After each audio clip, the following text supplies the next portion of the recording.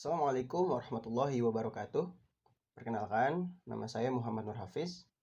Saya dari Prodi Bahasa dan Sastra Arab, Fakultas Adab dan Humaniora semester 6, Universitas Islam Negeri Syarif Hidayatullah Jakarta. Video rangkuman pengalaman kali ini dibuat untuk melengkapi tugas sebagai syarat ujian akhir semester mata kuliah kodikologi yang diampu oleh Bapak Nida Fadlan. Saya akan merangkum pengalaman saya mengikuti sebuah acara, tepatnya pada hari Selasa kemarin, bertanggal 29 Juni 2021. Acaranya namanya, lebih tepatnya seminar, namanya pelatihan digitalisasi naskah, yang diselenggarakan oleh pihak Fakultas Ilmu Budaya Universitas Negeri Surakarta yang bekerja sama dengan Manasa Cabang Solo.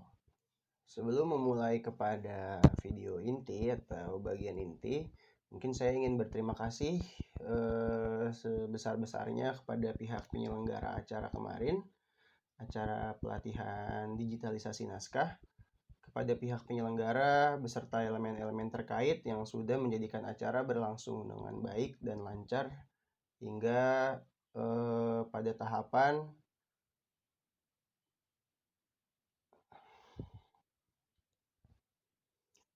baik. Sebelum saya lanjut ke bagian inti dari video ini, saya sebelumnya ingin mengucapkan banyak-banyak terima kasih kepada pihak penyelenggara beserta elemen-elemen terkait yang sudah menjadikan acara dan melangsungkan acara dengan baik. Oke, jadi pada hari Selasa kemarin saya berkesempatan menghadiri sebuah acara seminar, tepatnya yang barusan saya bilang, yaitu seminar pelatihan digitalisasi naskah yang diadakan oleh FIB UNS dan Manasa Cabang Solo, yang menurut saya punya daya tarik yang cukup besar.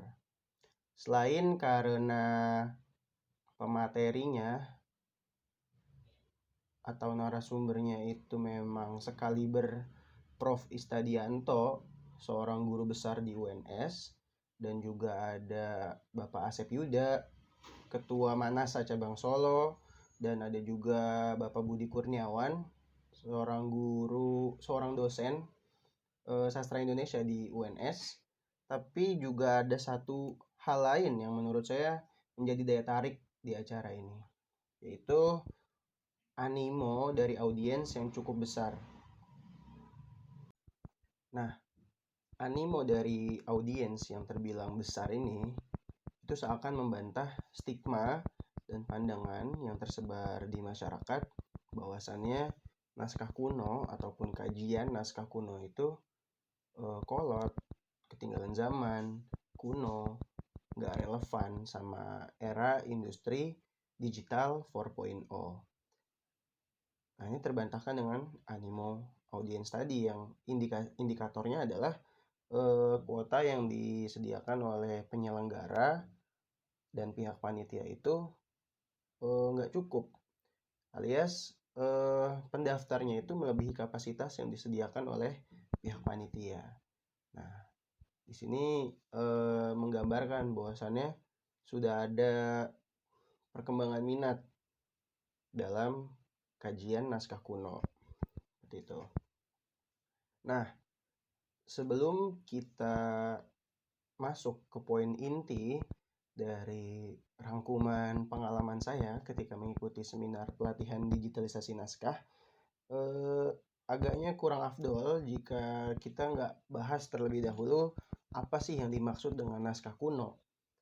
Nah, kalau menurut Undang-Undang Cagar Budaya Nomor 5 Tahun 1992, yang dimaksud dengan naskah kuno itu adalah dokumentasi tertulis, baik ditulis tangan ataupun diketik, yang dia itu berusia minimal 50 tahun, dan dalam proses produksinya atau dalam penyebarannya nggak menggunakan mesin cetak. Nah, itulah yang disebut dengan naskah kuno. Nah, ketika seminar kemarin, Pak Warto Beliau ini dosen di UNS. Beliau mengatakan pada sambutannya bahwasannya fungsi dari naskah kuno ini adalah sebagai dokumentasi sosial, dokumentasi intelektual, dokumentasi kebudayaan, yang menggambarkan hazanah intelektual, hazanah kebudayaan dan sosial suatu masyarakat pada masa tertentu. Nah, jadi kalau konteksnya adalah naskah Nusantara, maka hal-hal yang tadi saya sebutkan itu sangat-sangat berguna jika diteliti dan kemudian diadopsi sebagai identitas bangsa untuk perkembangan bangsa ke depannya, agar kita nggak kehilangan identitas diri kita sebagai bangsa Indonesia, sebagai masyarakat Nusantara. Nah, kemudian Pak Asep Yuda menerangkan bahwasannya karena naskah kuno ini posisinya gitu sudah terbilang sisa sedikit atau dalam tahapan menuju kepunahan atau kehilangan gitu, ekstinksi. Jadi menurut beliau kepunahan naskah kuno ini itu linear sama berjalannya waktu. Jadi seiring berjalannya waktu, naskah-naskah kuno ini banyak yang sudah mungkin dimakan usia, dalam artian kertas-kertasnya sudah mulai robek-robek, kondisinya sudah nggak seperti semula, udah tulisannya ada yang hilang atau segala macam. Nah, itu dalam bentuk fisik. Dalam proses penjagaannya, balik lagi ke stigma masyarakat yang tadi, bahwasannya kajian naskah kuno ini nggak relevan dengan industri digital, nggak relevan dengan pandangan pragmatis kaum pemuda di Indonesia. Nah, seperti itu, maka muncullah wacana digitalisasi naskah. Nah, seiring berkembangnya zaman, berkembangnya teknologi yang secara masif, ternyata di sisi lain juga punya benefit atau keuntungan untuk menjaga naskah-naskah ini tetap eksis. Gitu. Jadi dengan digitalisasi naskah ini mempermudah akses orang-orang yang ingin meneliti naskah, jadi aksesnya itu jadi lebih mudah. Tuh, dengan biaya yang relatif murah gitu ya, dengan cukup bermodalkan kuota internet, paket data, wifi, itu sudah bisa diakses sekarang. Kalau dulu sebelum adanya wacana digitalisasi naskah ini, orang-orang yang mau meneliti itu harus datang ke lokasi tempat naskah itu disimpan. Nah, lokasi tempat naskah disimpan itu kan ada yang individu, ya, ada yang udah sudah dikumpulkan jadi satu gitu, oleh lembaga atau instansi yang berwenang gitu. Nah, agak sulit kalau misalnya sebelum era digitalisasi ini orang-orang mau meneliti. Nah, apalagi ketika pandemi, tidak akan bisa bertahan naskah-naskah kuno ini jika pandemi ini berjalan lama dan orang-orang yang mau meneliti harus menuju ke lokasi tempat penyimpanan naskah. Maka itu ada wacana digitalisasi naskah untuk mempermudah akses. Seperti itu. Nah, dalam tahapannya, kalau kata Pak Asep sendiri, Pak Asep ini, beliau ini Ketua Manasa Cabang Solo. Nah, dalam tahapannya menurut beliau itu ada 3. Yang pertama, tahapan dari bentuk fisik naskah dijadikan bentuk digital. Kemudian tahapan kedua dijadikan e-manuskrip atau naskah berbasis elektronik, berbasis digital. Yang ketiga, pemanfaatannya untuk kepentingan secara luas. Gitu. Jadi tahapan yang pertama bisa dikatakan dari naskah yang berbentuk fisik kertas dijadikan bentuk digital. Nah, prosesnya itu menggunakan kamera yang berstandar DSLR. Jadi kamera DSLR ini bisa menghasilkan foto yang formatnya RAW. Nah, kenapa RAW? Karena RAW ini adalah format terbaik, nggak punya kelemahan, jadi bisa dijadikan banyak bentuk dari RAW ini, kayak gitu. Nah, dalam proses pertama itu yang harus dilakukan pertama adalah inventarisasi naskah. Kita harus mencari lokasi naskah tersebut. Nah, ini para praktisi, para filolog, dan lain sebagainya yang mau meneliti naskah, mungkin ya yang mau mendigitalisasi naskah ini, itu datang ke lokasi, menginventarisasi, kemudian dikatalogisasi dengan ilmu kodikologi. Tuh, bagaimana bentuk fisiknya, bagaimana keadaannya, dan segala macam yang terkait dengan keilmuan kodikologi. Kemudian baru difoto menggunakan kamera DSLR. Tuh. Tahapan kedua dijadikan e-manuskrip. Nah, e-manuskrip ini hasilnya seperti yang sering udah banyak kita temukan, contohnya di British Library, terus di Lektur Kemenak, ada juga di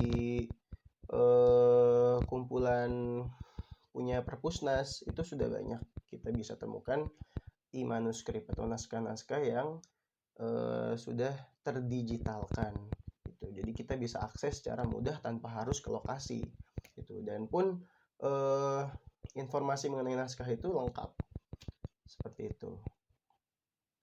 Nah, kemudian proses ketiga itu adalah proses pemanfaatan.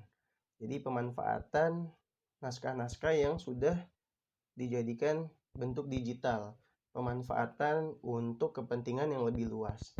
Adanya alih wahana tuh, dari naskah, sebuah naskah.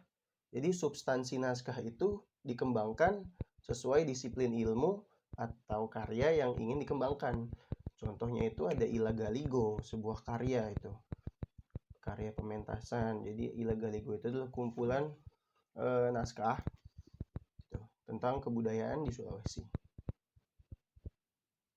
dan contoh-contoh lain. Jadi kalau kata Pak Asep itu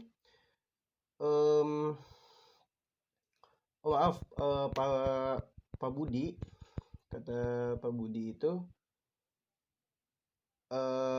filologi ini adalah ilmu yang interdisipliner itu. Jadi dari berbagai macam disiplin ilmu, dari sejarah, linguistik, dan lain-lain. Nah, jadi dari naskah tersebut dalam tahapan ketiga dikembangkan untuk pemanfaatan yang lebih luas. Tuh. Jadi seperti misalnya mahasiswa ilmu sejarah bisa menggunakan naskah-naskah yang telah terdigitalkan. Jadi penelitiannya pakai pendekatan sejarah kayak gitu. Jadi ada juga misalkan mau membahas relevansi hubungan politik luar negeri ketika zaman Perang Dunia I, kayak gitu. Ada naskah-naskahnya dengan yang sekarang relevansinya seperti apa, bisa. Jadi itu namanya interdisipliner. Nah, maka dari itu urgensi melestarikan naskah-naskah Nusantara ini khususnya itu bisa dibilang dalam kondisi yang mendesak. Karena tekanan globalisasi, tekanan budaya yang datang dari luar ke dalam negeri ini, ke Indonesia, itu kalau misalkan bangsa kita kehilangan identitas atas siapa kita sebenarnya, yang bisa dibilang itu terkandung dalam naskah-naskah kuno terdahulu yang ditulis oleh pendahulu-pendahulu kita. Nah, maka dari itu bisa terbilang mendesak. Karena kalau misalnya naskah-naskah itu hilang, kita nggak tahu siapa kita akan terombang-ambing ke kanan, ke kiri tanpa tahu pijakan kita itu di mana. Pijakan kita itu seperti apa, kita itu siapa. Gitu. Jadi itulah pentingnya melestarikan naskah dan mengembangkan ilmu filologi. Nah, oleh karena itu adanya wacana adanya digitalisasi naskah ini benar-benar sangat membantu perkembangan, membantu yang pertama pelestarian naskah, yang kedua membantu eh, pengembangan ilmu filologi beserta turunan-turunannya seperti ilmu kodikologi, tekstologi, dan yang lain-lain. Mungkin cukup sampai sini apa yang bisa saya paparkan terkait apa yang saya rasakan ketika seminar digitalisasi naskah kemarin. Kurang lebihnya saya mohon maaf. Billahi taufik wal hidayah. Wassalamualaikum warahmatullahi wabarakatuh.